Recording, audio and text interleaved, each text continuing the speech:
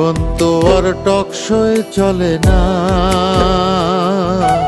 জ্ঞানের কথা গুণী বলে নিজের বেলায় না।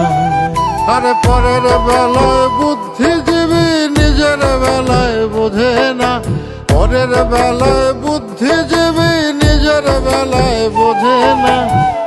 নিজের স্বার্থ কেউ কখনো একটা চুলো ছাড়ে না, নিজের স্বার্থ কেউ কখনো একটা চুলো ছাড়ে না। জীবন তো আর টকশই চলে না, জ্ঞানের কথা গুণী বলে নিজের বেলায় না।